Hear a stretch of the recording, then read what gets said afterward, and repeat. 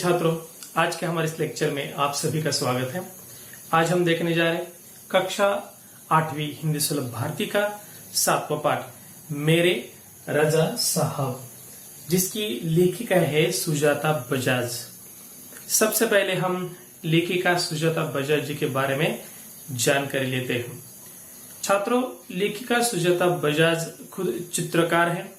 वे आजकल पेरिस में रहती है और उनका संबंध प्रसिद्ध चित्रकार सैयद हैदर रजा साहब के साथ आ गया और उन्हीं के बारे में संस्मरण या उनके कुछ अनुभव लेखिका ने इस पाठ के माध्यम से हमारे साथ साझा किए हैं।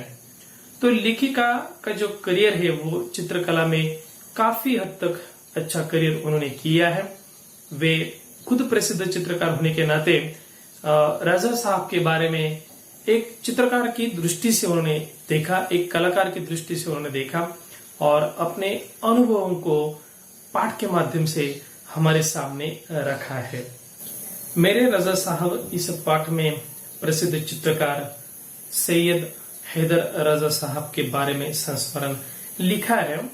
हमारे जीवन में कला का बहुत ही महत्व है और इसीलिए हम हमारे बचपन की अवस्था से कलाओं का अभ्यास करते हैं। हमारे विद्यालय में भी कई कलाओं का अध्ययन किया जाता है, जिसमें चित्रकला प्रमुख है, लेकिन इसके साथ अन्य भी कई कलाएं हैं, जैसे कि संगीत है, वादन, नृत्य, गायन, मूर्ति कला या इस प्रकार की कई सारी कलाएं हम जानते हैं।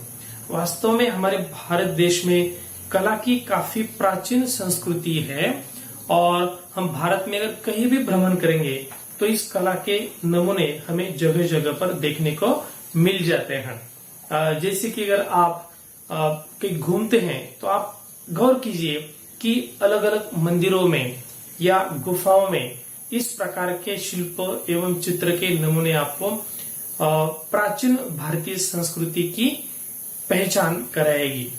इसमें आप देखिए, जैसे आप अजंता गए, वहां पर गुफाओं में चित्र बनाए गए हैं जो काफी प्राचीन है। तो मनुष्य का इन रंग और रेखाओं के साथ काफी पुराना रिश्ता है, बहुत ही प्राचीन रिश्ता है। हम यूं कह सकते कि जब से मनुष्य ने लिखना या पढ़ना ये आदि बातें सीख ली, उसके पहले वह चित्रलिपि का ही इस्तेमाल करता था। मतलब अगर उसे अपने विचार व्यक्त करने हैं तो वो अपनी गुफाओं के दीवारों पर इस प्रकार के चित्र बनाता था। उसे हम चित्रलिपि कह सकते हैं। और इसके लिए मनुष्य अलग अलग प्रतीकात्मक आकृतियों का प्रयोग करता था और रंगों का भी प्रयोग करता था। तो हो सकता है उस काल में मनुष्य रंगों के साथ ज्यादा परिचित नहीं था, लेकिन हम देखते मनुष्य ऐसा सजीव है जिसमें सौंदर्य दृष्टि है और इसीलिए प्रकृति में बहुत सारे रंग होते हैं। उन रंगों को वह पहचानता है, देखता है, उसका आनंद भी लेता है। जैसे कि आप सूर्योदय के समय देखिए, सूर्यास्त के समय देखिए, आकाश में आपको विभिन्न रंग नजर आएंगे, या वर्षा ऋतु में आपको इंद्रधनुष दिखाई देगा, उसमें आपको विभिन्न रंगों के दर्शन हो जाएंगे। या हम प्रकृति के नजारे देखते हैं, जैसे कि नीला आकाश देखेंगे जिसका प्रतिबिंब पानी में पड़ते, तो सागर का भी रूप हम देखेंगे। उसी प्रकार से विभिन्न रंगों के पेड़ पौधे हम देखेंगे, साथ ही रंग बिरंगी फूलों को हम देखेंगे। इसके माध्यम से रंगों का परिचय हमें बचपन से हो जाता है। तो हमारी आंखें जो है वो इस प्रकार के रंगीन चीजों को चाहती है और इसीलिए हो सकता है कि जैसे बचपन में आप अगर मेले में घूमते तो आपकी नजर सबसे पहले रंगे बिरंगे गुब्बारों पर जाएंगे और आप आपके माता पिता को आग्रह करेंगे कि नहीं पिताजी मुझे वो गुब्बारा चाहिए। या हम अब जाइए कि जहाँ छोटे बच्चों के खिलौने मिलते हैं या अन्य चीजें, उनके कपड़े मिलते हैं, वहां आप गौर कीजिए, वहां भी ज्यादा रंगों का इस्तेमाल किया जाता है। कपड़ों में भी विभिन्न रंगों का इस्तेमाल किया जाता है। इसका कारण यह है कि हमारे जीवन में इन रंगों का महत्व है। और आप तो जानते हैं कि होली के त्योहार के मौके पर तो हम रंग खेलने के लिए कितने उतावले रहते हैं, लेकिन अगर आपको छुट्टी नहीं तो आप स्कूल में भी कई बार रंग खेलना आरंभ कर देते, एक दूसरों को रंग लगाते हो। तो ये जो रंग है वह हमारे जीवन में खुशियां लाते हैं। तो इन्हीं रंगों की मदद से, इन्हीं रेखाओं की मदद से हम चित्र बनाते हैं।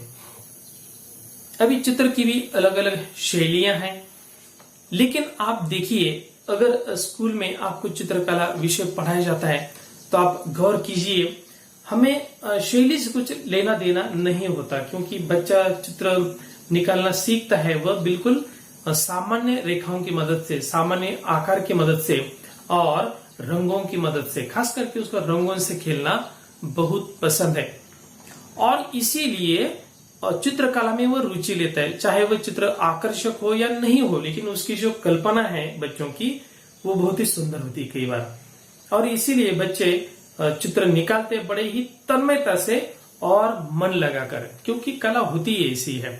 रविंद्रनाथ टैगोर जी ने तो उनका जो विद्यालय था, प्रयोगशील विद्यालय था उनका, शांति निकेतन, तो शांति निकेतन में इसी प्रकार की उनकी संकल्पना थी कि एक 4 दीवारी में बंद होकर आप किसी विषय का अध्ययन ज्यादा नहीं कर सकते, और इसीलिए प्रकृति के बीच रहकर रविंद्रनाथ ठाकुर जी बच्चों को अलग अलग विषय पढ़ाते थे। यहाँ तक कि एक विशिष्ट क्लास में बैठना बच्चों के लिए बंधनकारक नहीं था। उनका मानना था कि अगर आपकी रुचि जिस विषय में है तो उसी विषय के क्लास में आप जाकर बैठेंगे, इसका कोई बंधन नहीं था, कोई टाइम टेबल या इस प्रकार का। और इसीलिए अगर किसी बच्चे को लगता है कि मुझे चित्रकला अच्छी लगती तो चलो मैं वहां जाके अन्य बच्चों के साथ चित्रकला का अभ्यास करूंगा, अगर किसी को लगता है कि मैं संगीत में रुचि रखता हूं तो वो जाके संगीत की क्लास को अटेंड करेगा। इससे क्या होता कि बच्चे बहुत ही मन लगाकर पढ़ते थे।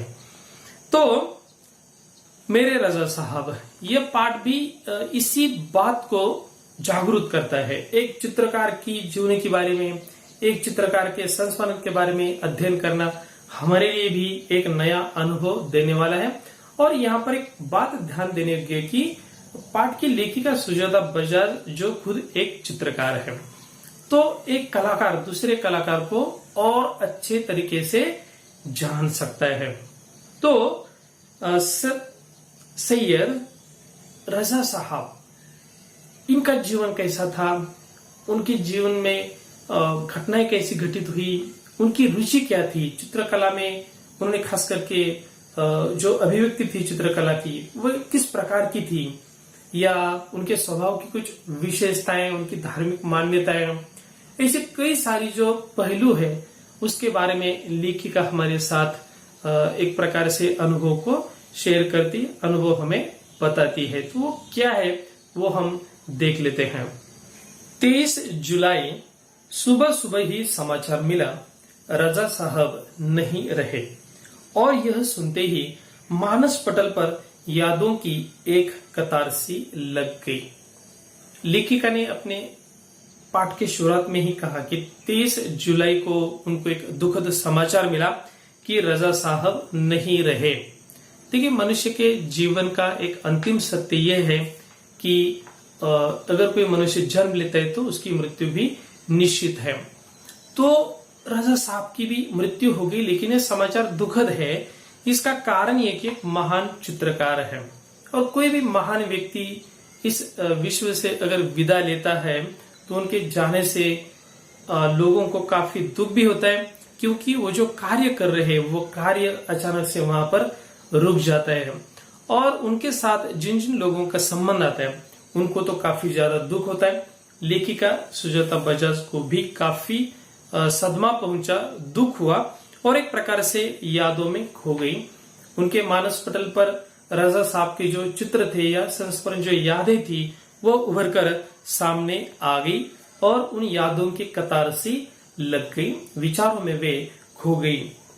पिछले फरवरी की ही बात है, मैं दिल्ली पहुंची थी अपनी गणपति प्रदर्शनी के लिए।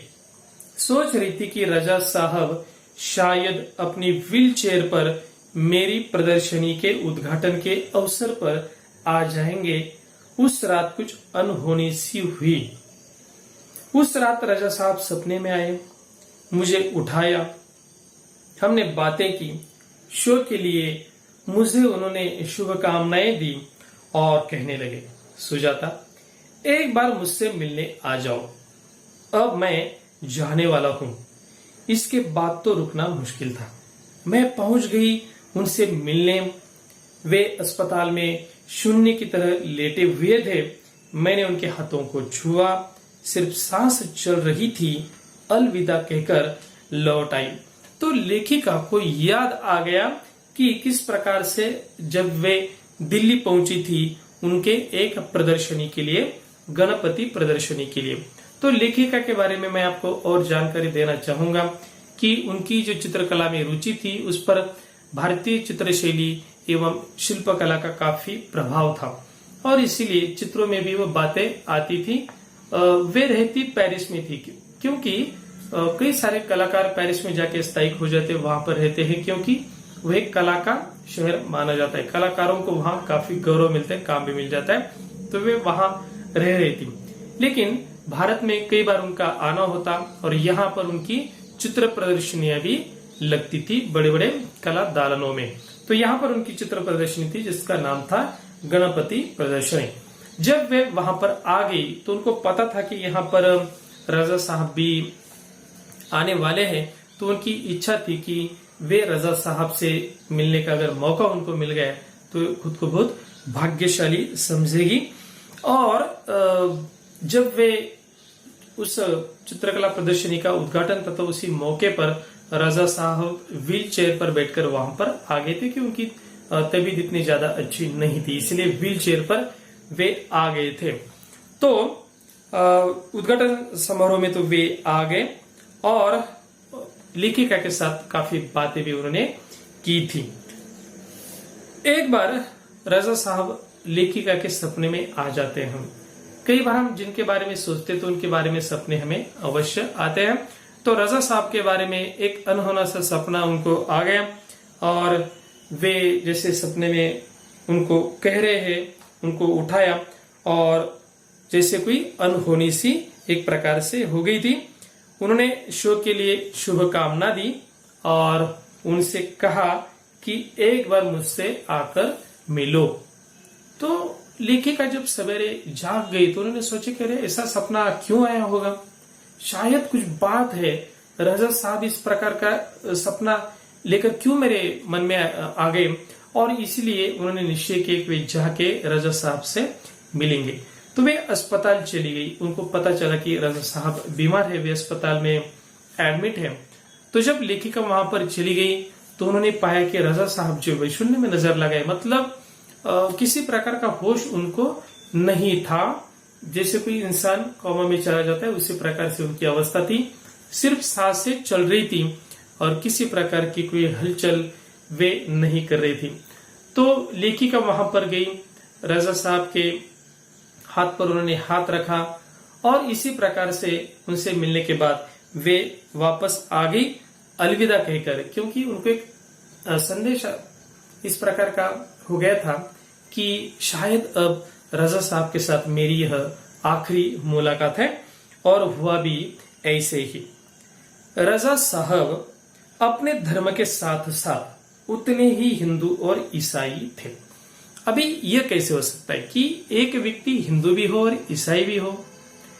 मनुष्य के जन्म से उसका धर्म निश्चित होता है, लेकिन कई लोग जो होते हैं वह अलग अलग धर्मों की मान्यताओं को भी जानते हैं, उनका भी पालन करते हैं। जैसे भारत देश एक सर्वधर्म समभाव वाला देश है, उसी प्रकार से रजा साहब भी अपने धर्म के साथ साथ अन्य धर्मों का भी आदर करते थे।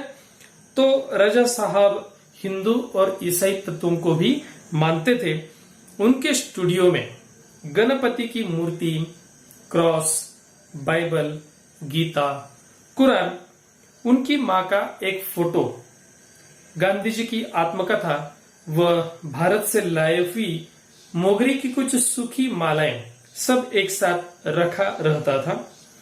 वे गणेश को भी पूजते थे और हर रविवार को सुबह चर्च भी जाते थे। रजा साहब का एक गुण यहाँ पर हमें नजर आता है कि कलाकार होने के नाते उन्होंने संकुचित विचार कभी रखे नहीं। उन्होंने कई सारे धर्मों के बारे में सिर्फ जानकारी नहीं रखी, बल्कि उनका वे आदर भी करते थे। जैसे लेखिका ने बताया कि उनके स्टूडियो जहां वे अपने चित्र बनाते थे, या उनकी वहां पर एक छोटी सी प्रदर्शनी भी हुआ करती थी जहां पर वे काम करते थे। वहां उन्होंने अपने कमरे में गणपति की मूर्ति भी रखी थी, जिस पर उनकी काफी श्रद्धा थी। साथ ही क्रॉस और बाइबल ग्रंथ, जो ईसाई धर्म के एक प्रमुख धर्म ग्रंथ है, वो रखा था। क्रॉस जो पवित्र चिन्ह होता है जिसको हम गले में परिधान करते, वो रखा था। गीता भी थी, कुरान शरीफ भी था। तो इस्लाम धर्म हो, हिंदू धर्म हो या ईसाई धर्म हो, तीनों धर्मों से संबंधित महत्वपूर्ण वस्तुएं उनके पास थी, ग्रंथ भी थे। इसका मतलब उनकी तीनों धर्मों के बारे में श्रद्धा बिल्कुल बराबर थी। और उनके कमरे में उनके माँ का एक फोटो था, गांधी जी की एक तस्वीर हुआ करती थी, उनके आत्मकथा भी वहां पर हुआ करती थी। और उनको मोगरे के फूल काफी पसंद थे, और इसीलिए भारत से आते समय मोगरे की एक सूखी माला वे लेकर आए थे, वे भी उनके कमरे में रखी होती थी। तो लेखिका ने अपने अनुभव यहाँ पर बताए कि रजा साहब गणपति की भी पूजा करते थे, और हर रविवार को सुबह वे चर्च में भी प्रार्थना करने के लिए जाते थे। तो ये जो गुण है, ये बिल्कुल एक अलग गुण हमें रजा साहब के बारे में मालूम हो जाता है। एक दिन जहांगीर आर्ट गैलरी में मैं प्रदर्शनी देखते हुए किसी ने कहा, अरे यह तो एसएच रजा है। मैं एकदम सावधान हो गई, क्योंकि मेरी सूची में उनका भी नाम था। मैंने उनके पास जाकर कहा, रजा साहब आपसे बात करनी है। वे देखते ही रह गए। उन्होंने मुझे इंटरव्यू दिया, बहुत सारी बातें हुई। अचानक मुझसे पूछने लगे कि आप और क्या क्या करती हैं। मैंने कहा, मैं कलाकार हूं, पेंट करती हूं। वे तुरंत खड़े हो गए और कहने लगे, चलो तुम्हारा काम देखते हैं। तो लेखिका ने रजा साहब के और कुछ अनुभव यहाँ पर साझा किए हैं। एक बार जहांगीर आर्ट गैलरी में उनकी चित्रकला का एक प्रदर्शन या प्रदर्शनी लगी हुई थी। लेखिका वहां पर गई थी, और कई सारे आमंत्रित मान्यवर लोग उस चित्र प्रदर्शनी को देखने के लिए आ रहे थे। लेखिका की सूची में रजा साहब का भी नाम था, और अचानक किसी ने कहा कि अरे देखिए रजा साहब आ गए। तो लेखिका को बहुत ही प्रसन्नता हुई, क्योंकि वो मन से रजा साहब से मिलना चाहती थी। उनके चित्रों को देखती थी, उनके काम को देखती थी, और उनके बारे में लेखिका के मन में बहुत ही आदर था, और इसीलिए वे रजा साहब से मिलने चली गई। उनसे उनकी बात हो गई, और रजा साहब ने उनको एक इंटरव्यू दे दिया। मतलब बहुत सारे सवाल जवाब लेखिका ने रजा साहब के साथ किए। जब हम किसी व्यक्ति के साथ बात करते तो उनके बारे में काफी जानकारी हमें प्राप्त हो जाती है, आपसी रिश्ते बनते हैं। और रजा साहब तो एक ज्येष्ठ चित्रकार होने के नाते लेखिका को उनकी काफी मदद हो गई, और उनको काफी मार्गदर्शन भी उनको वहां पर मिल गया। और अचानक रजा साहब पूछ बैठे कि आप और क्या क्या करती हैं। तब लेखिका ने जवाब दिया कि मैं चित्रकार हूं और पेंटिंग भी करती हूं। तो वे तुरंत खड़े हो गए। उन्होंने कहा कि मुझे आपका काम देखना है। तो एक बहुत ही ज्येष्ठ कलाकार, एक बहुत ही विश्व कीर्ति वाला कलाकार अगर किसी जो नए कलाकार होते हैं उनके साथ इस प्रकार से आत्मीयता से बात करे या उनके काम को देखने में रुचि रखे, यह बहुत बड़ी बात थी। लेखिका के लिए भी ये बहुत ही सौभाग्य की बात थी। तो एक गुण रजा साहब का यहाँ पर मिल जाता है कि जो नव कलाकार होते हैं उनको प्रोत्साहन देना, यह गुण उनमें देखा गया है। मैं सोच में पड़ गई, मेरा काम तो पुणे में है। उन्हें बताया तो वो बोले चलो पुणे। ताज होटल के सामने से हमने टैक्सी ले ली और सीधे पुणे पहुंचे। उन्होंने मेरा काम देखा और फिर कहा, आपको पेरिस आना है, आपका भविष्य बहुत उज्जवल है।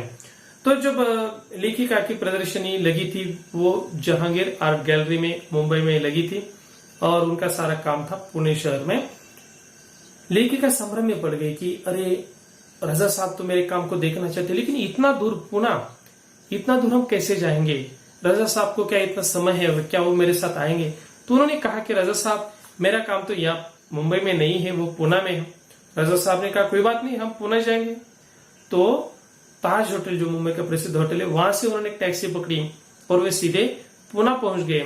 वहां रजा साहब ने लेखिका का सारा काम देखा, उनके चित्र दिखे, उनकी प्रशंसा की और उनको आमंत्रित किया कि आप पेरिस आ जाइए, आपको वहां आना होगा, आपका भविष्य बहुत ही उज्जवल है।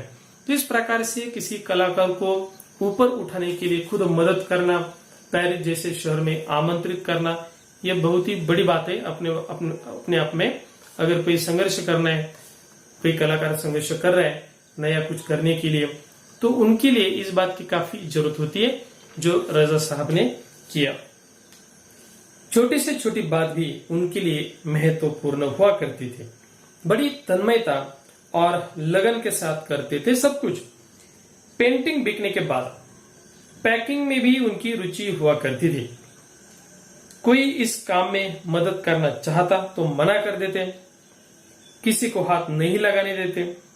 बड़े करीने से धैर्य के साथ वे पैकिंग करते। कहते थे लड़की ससुराल जा रही है, उसे संभाल कर भेजना है। जब वे किसी पत्र को लिखते थे या कुछ और लिखते थे तो मत पूछना, हर शब्द हर पंक्ति को नाप तौल कर लिखते थे। फूल उन्हें बहुत प्यारे लगते थे। लेखिका सुजाता बजाज ने रजा साहब के और अनुभव हमारे साथ साझा किए हैं।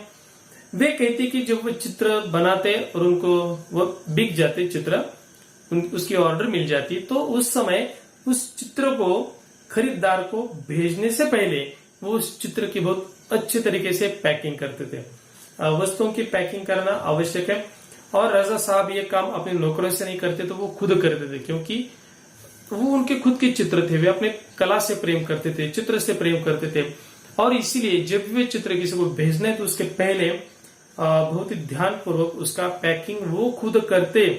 अगर उनको पूछा जाए तो वो कहते कि नहीं, लड़की ससुराल जा रही, मतलब जिस प्रकार से कोई अपनी कन्या को, जैसे कोई पिता अपनी कन्या को बहुत प्रेम करता है और उसे विदा करना है विवाह के बाद, वह ससुराल पहली बार जा रही, तो जिस प्रकार से उसको विदा किया जाता है बहुत ही सम्मान के साथ, प्रेम के साथ, तो उनकी जो संकल्पना है वह सचमुच सीखने लायक है, ध्यान देने योग्य है कि अपनी कलाकृति का ख्याल हम कैसे रखें। जैसे देखिए बच्चों, आपके खुद का एक स्कूल बैग होता है, तो कई बार आपको बताया जाता है कि आपका स्कूल बैग आप किस प्रकार से साफ सुथरा रखें, उनमें जो किताबें वो आप किस प्रकार से रखें, क्योंकि कई बच्चों के स्कूल बैग हम कई बार देखते हैं, चेक करते हैं, तो उनमें पाते हैं कि कई बच्चे अपने बैग में पुस्तकों को बहुत ही तितर बितर तरीके से रखते हैं, बहुत ही अस्त व्यस्त तरीके से रखते हैं।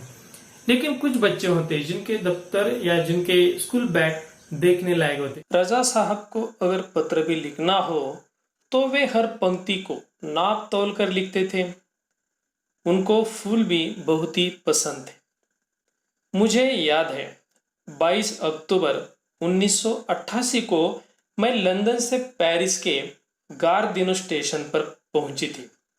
रजा साहब स्टेशन पर मेरा इंतजार कर रहे थे। ट्रेन लेट थी पर वे वहीं डटे रहे, मुझे मेरे हॉस्टल के कमरे में छोड़कर ही वे गए। तो इस प्रकार रजा साहब का एक गुण हमारे नजर में आ जाता है कि वे किसी नव कलाकार को बहुत ही प्रोत्साहन देते थे, बल्कि सिर्फ प्रोत्साहन नहीं था बल्कि उसकी मदद भी करते थे। और इसी कारण से वे लेखिका को लेने के लिए खुद स्टेशन पर पहुंचे और जबकि स्टेशन पर पहुंचने के बाद उनको पता चला कि ट्रेन लेट है, लेकिन वे वहां पर इंतजार करते रहे और उन्होंने सोचा कि लेखिका इतनी दूर एक अनजान शहर में आ रही हैं तो उनको इस प्रकार से अकेले छोड़ना योग्य नहीं, तो उन्होंने उनके हॉस्टल तक उनको छोड़ दिया। तो इस प्रकार से बड़ी ही प्रेम से वे जैसे कोई अपनी लड़की के साथ पेश आता है उसी प्रकार से उन्होंने लेखिका को उनके कमरे तक छोड़ दिया। एक दिन मैं बीमार होकर अपने कमरे में पड़ी थी। रात 11 बजे रजा साहब मेरे लिए दवा भारतीय रेस्टोरेंट से खाना पैक करवा कर पहुंच गए। मेरे घर वालों को फोन करके कहा, आप लोग चिंता न करें, मैं हूं पेरिस में सुजाता की चिंता करने के लिए। तो मैंने आपसे कहा कि जिस प्रकार से कोई अपनी लड़की से प्रेम करते है उसी प्रकार से रजा साहब लेखिका सुजाता बजाज का ख्याल रखते थे। वे जब बीमार पड़ गई तो वे खुद उनको दवाई लेकर रात को 11 बजे पहुंचे। उन्होंने उनके लिए खाना भी मंगवाया, उनकी पूरी देखभाल की और घर वालों को फोन करके कहा कि आप कोई चिंता न करें, पेरिस में मैं हूं और मैं उनकी बिल्कुल ख्याल रखूंगा। हर बार जब मैं या रजा साहब पेंटिंग पूरी करते तो सबसे पहले एक दूसरे को दिखाते थे। दोनों एक दूसरे के ईमानदार समालोचक थे। हमने मुंबई, लंदन, पेरिस और न्यूयॉर्क में साथ साथ प्रदर्शनियां की, पर कभी कोई विवाद नहीं हुआ। यह उनके स्नेह व अपनेपन के कारण ही था। लेखिका का रजा साहब के साथ काफी अच्छा स्नेह था और इसी कारण से पेंटिंग करने के बाद वे एक दूसरे को अपनी पेंटिंग दिखाते, उसके बारे में एक दूसरे की राय लेते, जैसे कि वो एक दूसरे के ईमानदार समालोचक थे। उन्होंने लंदन, मुंबई, पेरिस और न्यूयॉर्क में साथ साथ चित्र प्रदर्शनियां भी की और लेखिका ने कहा कि किसी प्रकार का विवाद कभी उनके साथ नहीं हुआ, इसके पीछे स्नेह ही था।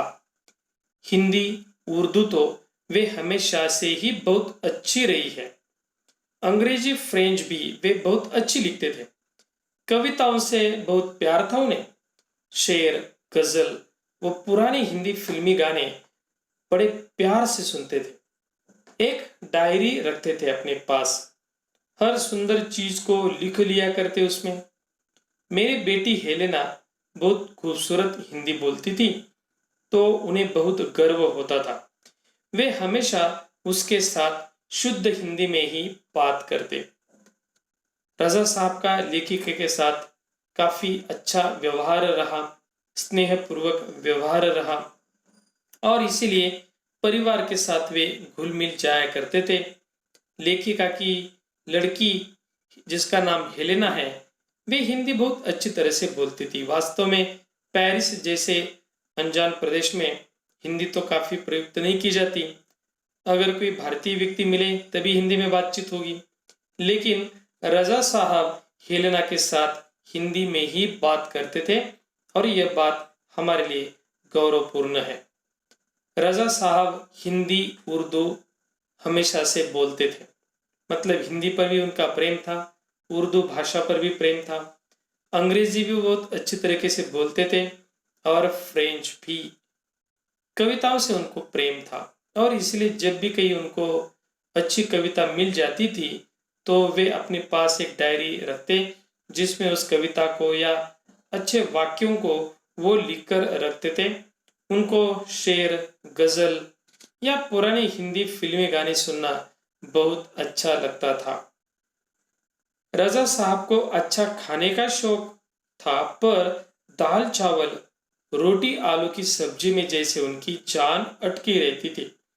मैं हफ्ते में एक बार भारतीय शाकाहारी खाना बनाकर भेजती थी उनके लिए, उनके फ्रांसीसी दोस्तों के लिए। रजा साहब खाने के शौकीन थे, तरह तरह की चीजें खाना उनको पसंद था, लेकिन दाल चावल और रोटी आलू सब्जी में उनको ज्यादा रुचि थी और यह बात लेखिका जानती थी। इसीलिए हफ्ते में एक बार वह भारतीय शाकाहारी खाना बनाकर रजा साहब तथा उनके फ्रांसीसी दोस्तों के लिए भेज दिया करती थी। इस प्रकार से पारिवारिक संबंध उनके काफी अच्छे और स्नेहपूर्ण थे। रजा साहब के पुराने फ्रांसीसी दोस्तों को उनके जाने की खबर देने गई तो फिर से एक बार उनकी दीवारों पर रजा साहब की काफी सारी कृतियां देखने का मौका मिल गया। मैं हमेशा कहती, रजा साहब आप मेरे एंजल गार्जियन हैं, तो मुस्कुरा देते, पर सन 2000 के बाद से कहते, क्यों, अब हमारी भूमिका बदल गई है, तुम मेरी एंजल गार्जियन हो, अब मैं नहीं।